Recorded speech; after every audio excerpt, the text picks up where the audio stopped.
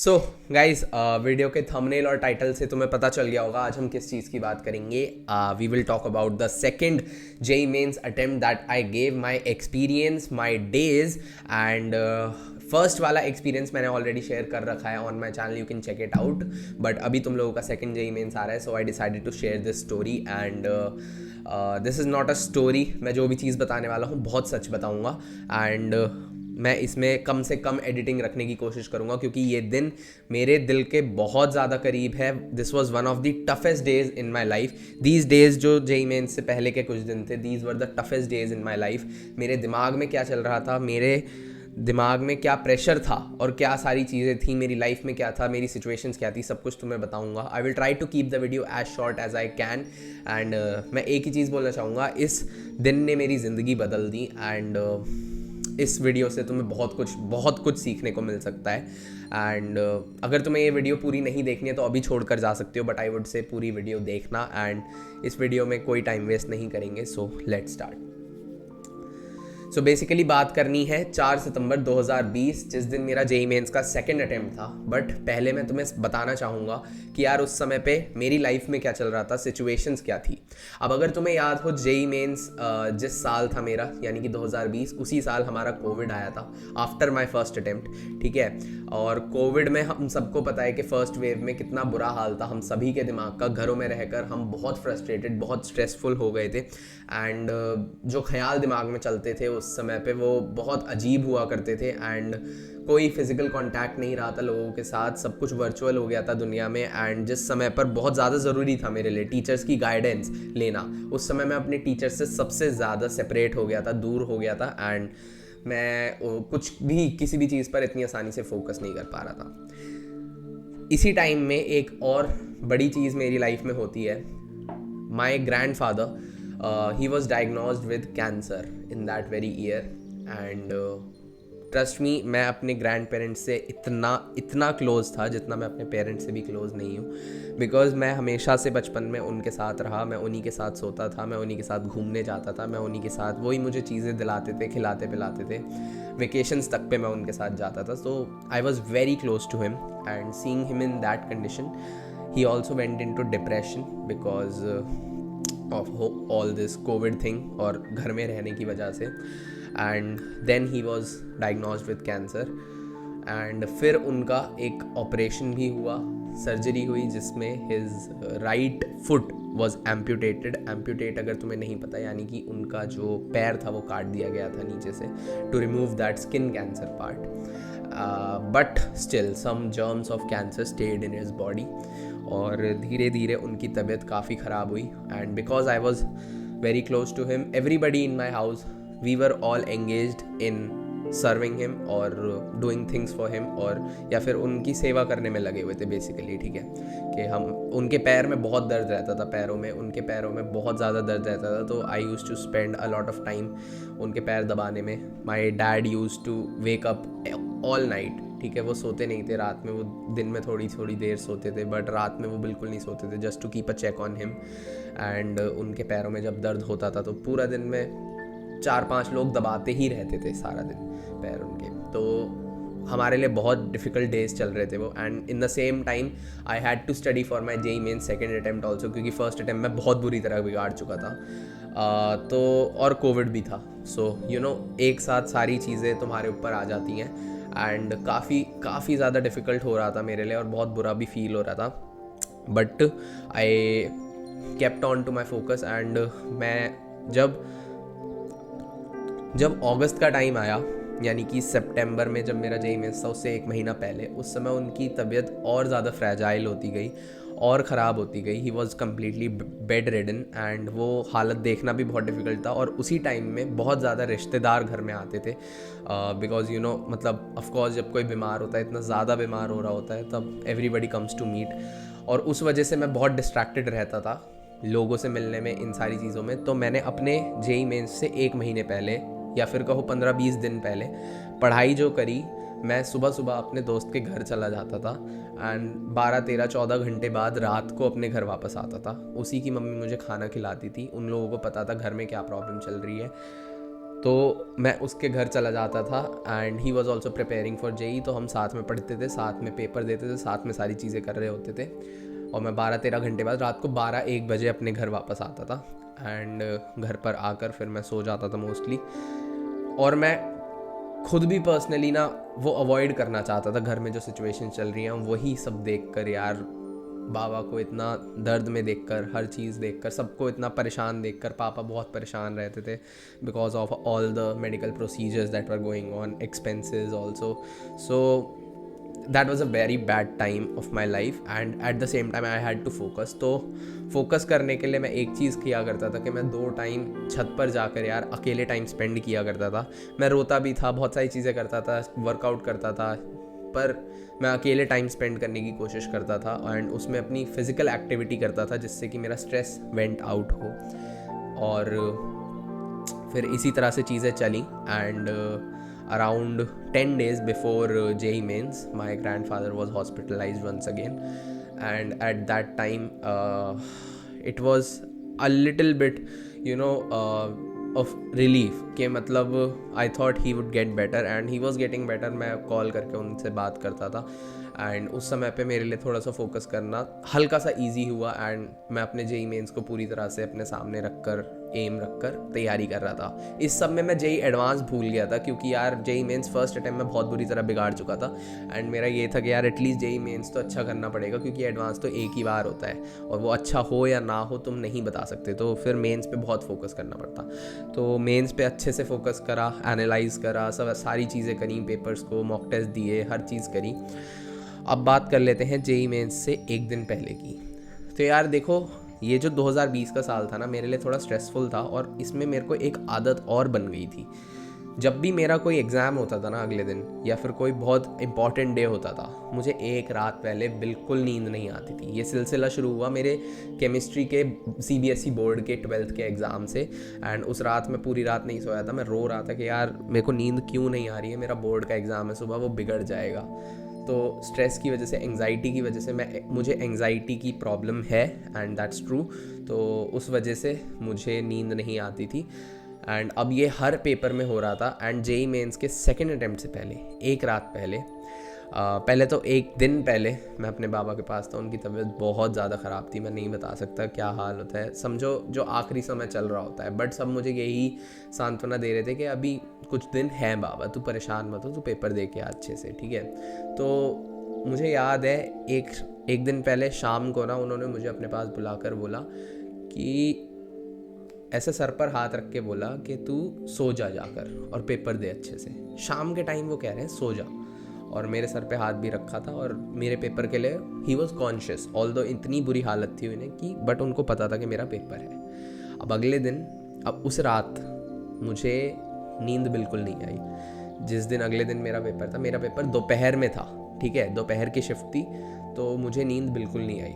मैं रात भर पैर छटपटाता रहा, हर चीज़ करता रहा। 4 बजे के करीब मुझे इवन याद है मेरे पापा ने मेरे पैर दबाए कि मुझे थोड़ा रिलैक्स्ड फील हो और मैं सो जाऊं, एसी वेसी चला के अच्छे से सब बढ़िया करा, बट नींद नहीं आई। एंड सुबह 4 बजे बहुत परेशान हो के फ्रस्ट्रेशन में आके पापा ने नीचे जाकर बाबा के पास हम गए एंड उनको जूस वगैरह पिलाया। वो ज़्यादा कुछ खा नहीं पा रहे थे एंड उनकी जो नींद की गोली थी जिसकी बहुत हाई डोजेज थी, उन्होंने मुझे खिला दी कि सो, जो भी हो सो जा, ठीक है। बट मुझे नींद की गोली खाने के बाद भी, इतनी हाई डोसेज नींद की गोली खाने के बाद भी मेरी एंग्जाइटी इतनी ऊपर थी कि मुझे नींद नहीं आई। अब मैंने एक्सेप्ट कर लिया कि नींद तो नहीं आने वाली है, तो फिर इस टाइम को वेस्ट नहीं करते हैं। मैं सुबह उठा, रिवीजन वगैरह करी, जो भी पूजा वगैरह करनी थी करी एंड उस दिन हमारे घर में श्राद्ध भी था मेरे पड़ बाबा का एंड मतलब मेरे पर दादा दादी यानी कि मेरे दादा के पेरेंट्स, उनका श्राद्ध था घर में। तो खाना वगैरह बन रहा था, सब कुछ हो रहा था, तो खाना एंड ऑल खाया एंड मैं एक पेपर केमिस्ट्री का ऐसे ही उठा के देख रहा था, उसमें क्वेश्चंस देख रहा था और नींद मेरी बिल्कुल भी नहीं थी। अब मैं कोशिश कर रहा था कि नींद ना आए, पूरी रात मैं कोशिश कर रहा था कि नींद आए। मैंने ब्लैक कॉफ़ी पी, ये सारी चीज़ें करी एंड फिर अचानक से यार नीचे से एकदम से कोई आता है एंड शोर मच जाता है कि बाबा को सांस नहीं आ रही है and he was you know in his last time, मतलब सांस नहीं आ रही है ये था। तो हम सब एकदम से नीचे भागते हैं, सब चिल्लाने लग जाते हैं, शोर मच जाता है, सब एकदम से नीचे आते हैं, भीड़ लग जाती है। एंड उस टाइम पे he was there, he hadn't gone, he could see me, I held his hand. And फिर जो मेरे बाबा यानी मेरे ग्रैंडफादर के छोटे भाई थे, यानी मेरे पापा के चाचा, ही डिसाइडेड कि इसका एग्ज़ाम है, इसको जल्दी से भेजो, ठीक है। और मेरे सामने डॉक्टर आया था एंड उसने कोई दवाई भी दी थी। अब मुझे बाहर निकाला गया। अब ये सोचें कि मेरे को लेके कौन जाए, क्योंकि मैं पापा के साथ जा रहा था। पापा मेरे शेव कर रहे हैं, एक साइड पर शेव हुई है, आधे पे क्रीम लगी है, नीचे खड़े हैं। चाचू मेरे नहाने जा रहे हैं, वो ऐसे ही आ गए नीचे। मतलब ऐसा सीन है घर में एकदम बहुत अजीब सा। और मैं ये सब पहली बार देख रहा हूँ, पूरी गली में ऐसे भीड़ लग गई है। मेरे को बाहर निकाला और मेरे घर के सामने जो मेरे फ्रेंड के पापा रहते हैं, उनके साथ मुझे भेजने के लिए कह दिया। अब मैं गाड़ी में बैठा, ऑफ कोर्स मैं रो रहा था, मैं अपने दोस्त के गले भी लगा, उसने मुझे कंसोल करा, बट मेरे सामने जब तक बाबा थे और किसी ने शोर भी नहीं मचाया, तो मैं निकला गाड़ी में इमिजिएटली बैठ के उनके साथ। अब मैं ऑफ कोर्स बहुत परेशान हूँ, मुझे लग रहा है कि वो गए, तो मैं कॉल की वेट कर रहा हूँ या कॉल कर रहा हूँ। तो मैंने कॉल किया तो पापा मेरे को बोलते हैं कि ऑल्दो मैं उनकी आवाज़ में ना वो थोड़ा सा रोना सुन सकता था, मैंने कहा भी, बट उन्होंने कहा कि नहीं बाबा रिवाइव कर गए हैं, वो जो दवाई डॉक्टर ने दी थी एंड मोमेंट पे, उससे अभी थोड़ी सी सांसें आ गई हैं, तो सब शांत है।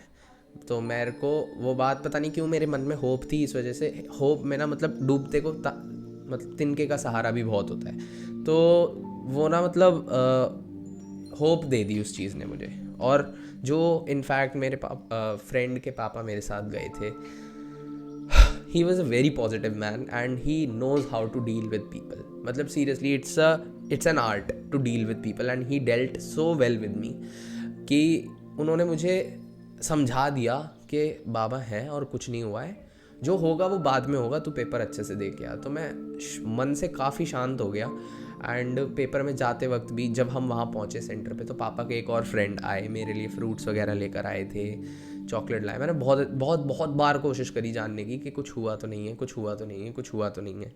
किसी ने मुझे नहीं बताया। इस पॉइंट पे ये देखो, मैं सोया नहीं हूँ एक रात से, ठीक है, और मैं इतने स्ट्रेस में हूँ और इतनी दूर ट्रैवल करके भी गया हूँ, फ्रेंड के पापा के साथ गया हूँ, नेबर के साथ गया हूँ।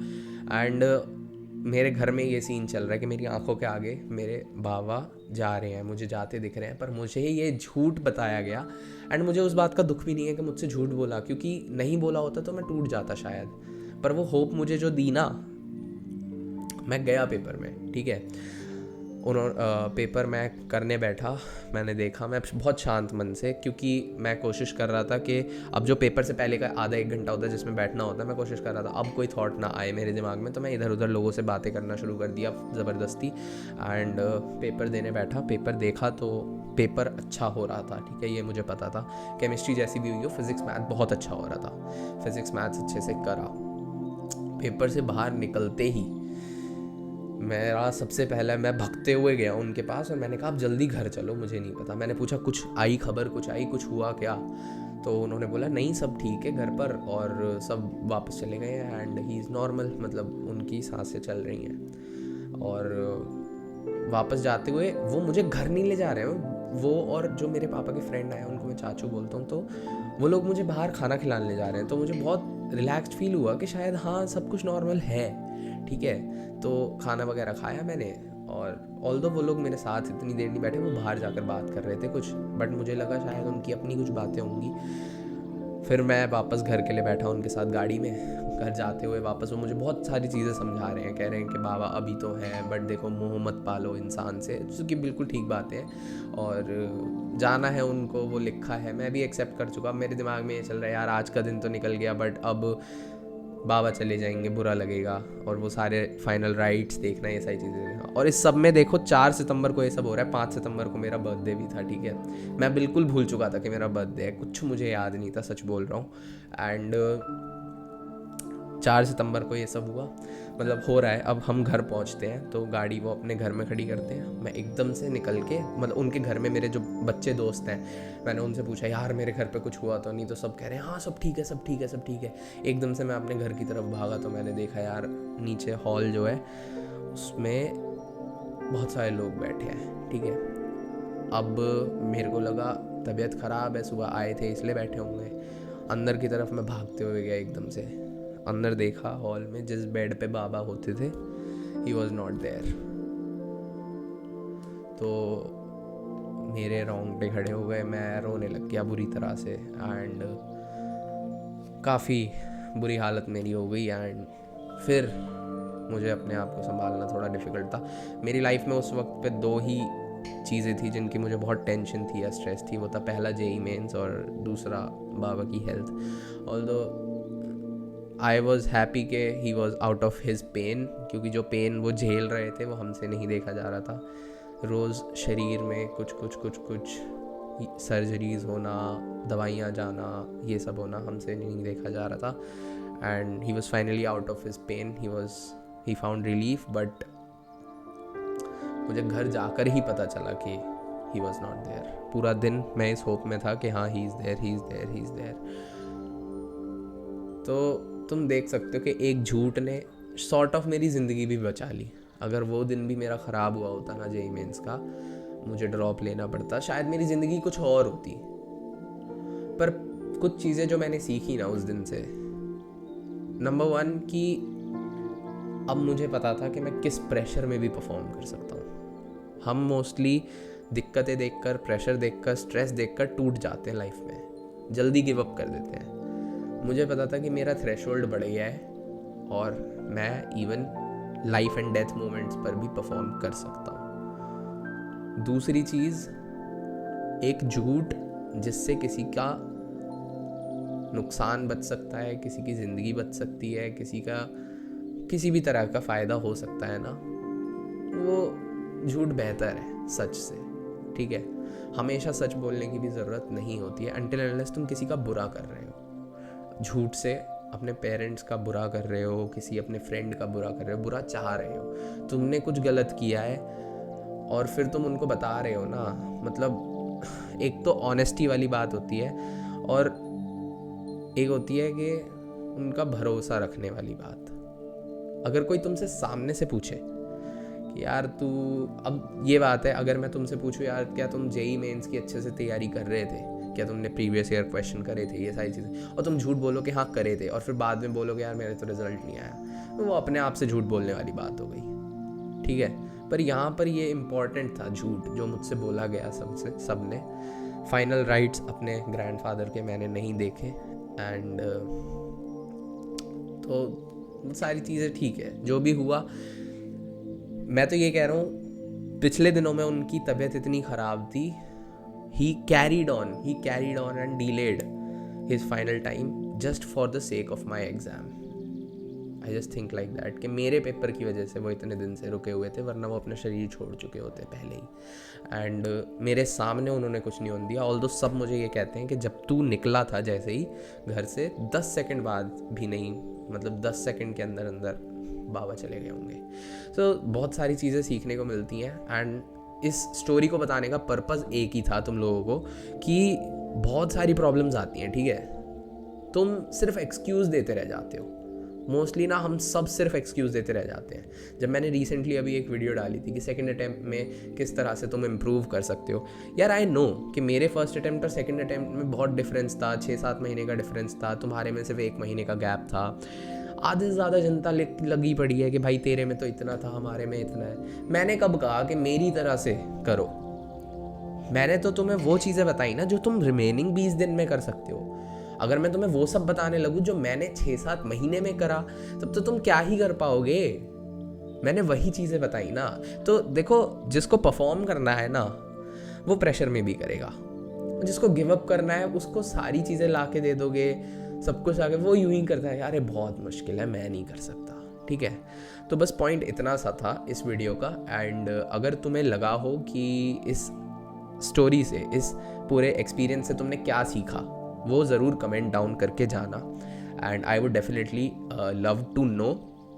And I am really happy for whatever happened in my life because it made me a better person and it made me learn a lot of things and it also made me learn how to be humble in life. Okay, and I am not the best person out there, but I am trying to be the not be the best but be the most hard working और be the most humble person, क्योंकि उसके पैसे नहीं लगने हैं and वो comparison नहीं है. तुम हमेशा किसी के ग्रेटफुल रह सकते हो and that's what being humble is. Okay, so all the best for your second attempt. मैं माता सरस्वती से यही प्रार्थना करूँगा कि किसी को ऐसा टचवुड दिन ना देखने को मिले ज़िंदगी में एंड किसी के साथ ऐसी चीज़ें ना हो. और मुझे पता है मेरे साथ जो हुआ लोगों के साथ इससे भी बहुत बुरा होता है एंड उसी के लिए मैं कहना चाहूँगा कि जो भी होता है अच्छे के लिए होता है, ठीक है. तो उस पर सब कुछ छोड़ दो और अपनी मेहनत पर विश्वास रखो. All the best everyone and I hope you really perform well. Bye bye.